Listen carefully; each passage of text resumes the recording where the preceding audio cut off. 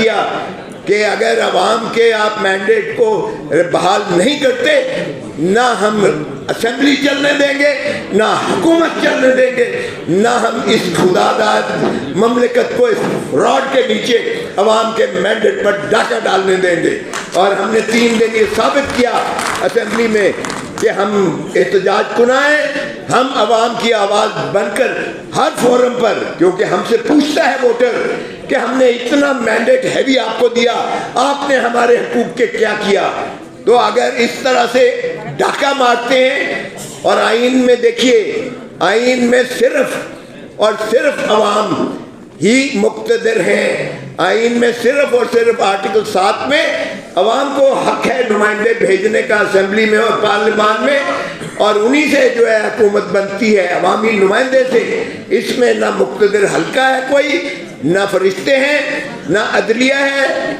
और आर्टिकल 5 में कहा है लॉयल्टी टू द स्टेट, मतलब वफादारी अवाम के साथ और ताबेदारी आइन के साथ।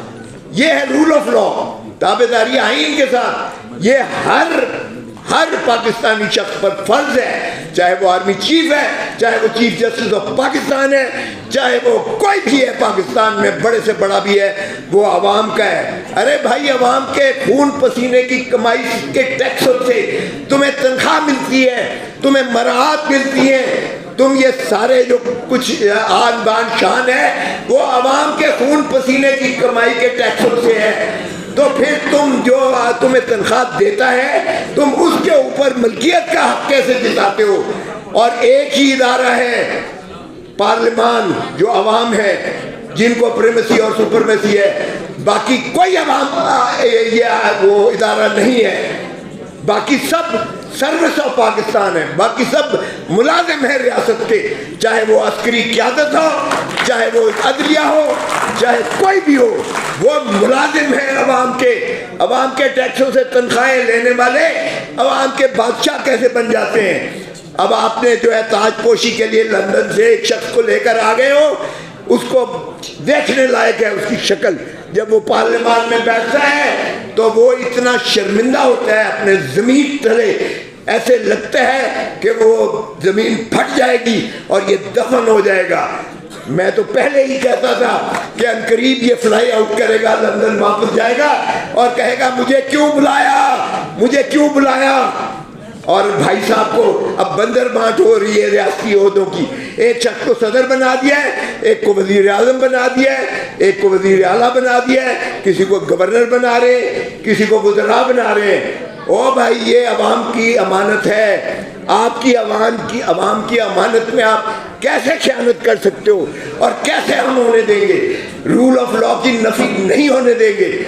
मैं खराज तहसीन पेश करता हूँ शादाब जाफरी को और आप सब जो ILF के दोस्त आए हुए हैं। ये मूवमेंट उससे ज़्यादा ताकतवर होनी चाहिए जो हमने अदलिया की बहाली के लिए कराई थी। सबसे पहले खून मेरा फटा था, सर मेरा फटा था और खून माल की सड़कों पर गिरा था। सब लोग आप गवाह हैं। हमने वो मूवमेंट चलाई थी कि जो मुक्के दिखाता था कि देखिए मेरी ताकत, खशो खशाक की तरह बह गया और जब तक जिंदा रहा वो वापस पाकिस्तान नहीं आ सका था। उसे लाश उसकी आई थी और सुप्रीम कोर्ट ने सजाए मौत उसकी बहाल करके कंफर्म की। अगरचे अल्लाह का निज़ाम है और अल्लाह का निज़ाम, उसमें देर ज़रूर हो सकती है, अंधेर नहीं है। कुफ्र की रियासत चल सकती है, जुल्म की रियासत नहीं चलती है, नाइंसाफ़ी की रियासत नहीं चलती है। खुदारा मशरक़ी पाकिस्तान से सबक सीखो। मशरक़ी पाकिस्तान में जब अवाम अफवाज के खिलाफ हो गई थी तो 93,000 फौजी बगैर गोली चलाए हुए अरुणा के कदमों पर उन्होंने जो है सरेंडर किया था। ये दुनिया की बदतरीन अस्करी शिकस्त थी, लेकिन हम फिर भी ढिठाई के साथ हम फिर अवाम के साथ जो है वही खिलवाड़ कर रहे हैं। खुदारा मत अवाम के गैज़ो गज़ब को मत पुकारो। ये गैज़ो गज़ब के आगे कोई नहीं ठहर सकती है। हम रियासत को बचाना चाहते हैं, इमरान खान रियासत को बचाना चाहता है। इमरान खान से जब जेल में बात हुई तो उसने कहा ना मैं डील करने वाला हूं, ना मैं इन चोर डाकू लुटेरों की तरह भाग कर लंदन चला जाऊंगा। मेरा मरना जीना यही है, इसी धरती में है। मैं अवाम को हकीकी आज़ादी दिला के छोड़ूंगा, भले मुझे ये सारे पाकिस्तान की जेलें फिराते रहें।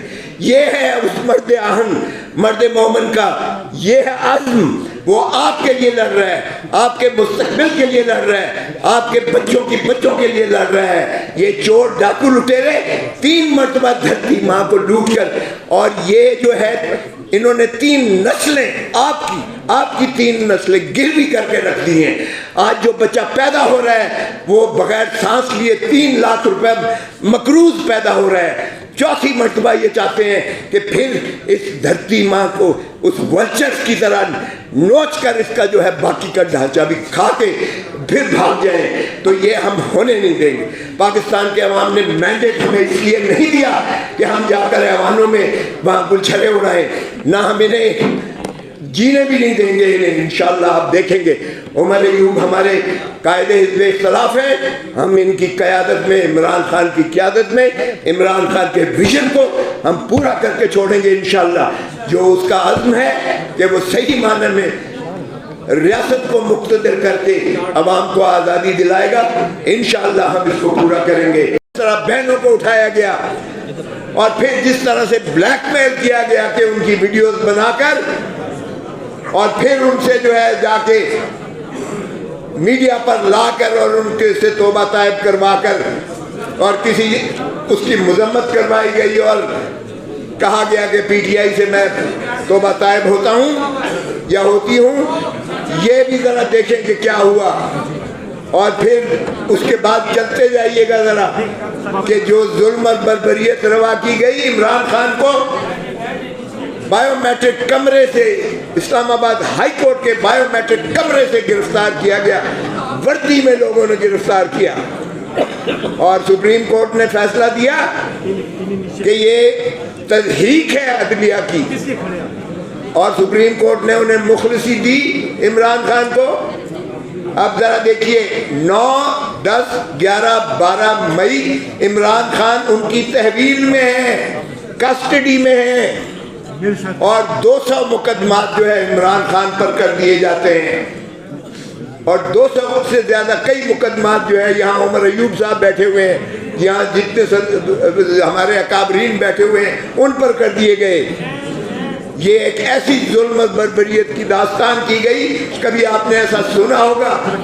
एक शख्स शल कत्ल होता है कोयटा में, खान के फरिश्तों को नहीं पता, और खान को इयानत में जो है कर दिया जाता है, मुल्ज़िम बना दिया जाता है। और PS to PM जो आज इंफॉर्मेशन मिनिस्टर बनने जा रहे हैं, फ्रॉड के उस बुनियाद पर 9 फरवरी के फॉर्म 47 की वजह से जिसको वज़ीर आज़म बनाया गया है और जो वज़ारतें हल्फ लेने जा रहे हैं, वो आपके मैंडेट पर डाका मार के किया गया है।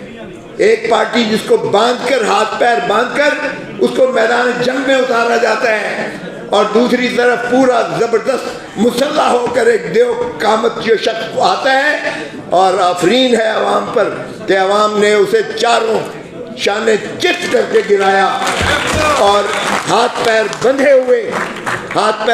हुए पहलवान को उन्होंने जिता दिया। और ये जो फ्रॉड हुआ है, इलेक्टोरल फ्रॉड, इसीलिए हमने तकाजा किया है जुडिशियल कमीशन बनाया जाए। चीफ जस्टिस साहब, आपको ये फ्रॉड नजर नहीं आता? अवाम के मैंडेट पर डाका डाला गया है, रियासत पर डाका डाला गया है, ये आपको नजर नहीं आता? और फिर बंदर बांट हो रही है। जब शहबाज शरीफ वजारत उज़्मा का उम्मीदवार बना तो हमने एतराज किया, उमर अयूब ने एतराज किया, मैंने वकालत की कि ये शख्स जो अपने हल्के से हारा हुआ है वो यहाँ भी घुस बैठिया है असेंबली में, और वो सारे पाकिस्तान 25 करोड़ अवाम का चीफ एग्जीक्यूटिव कैसे बन सकता है? और हमने कहा कि इसको जरा फोरेंसिक करवा लें, फॉर्म 47 देख लें, फॉर्म 45 देख लें।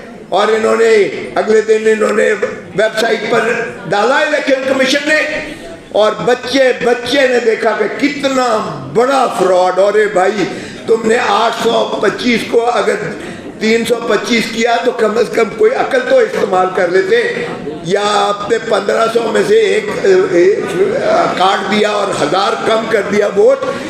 ये भी आप यानी नेकेड आइज से आपको फ्रॉड नजर आया और फिर इन्होंने मुनहदम कर दिया उसे। लेकिन वो उस वक्त तक कौम के सामने सभी चीजें आ चुकी हैं। तो हमने यही तकाजा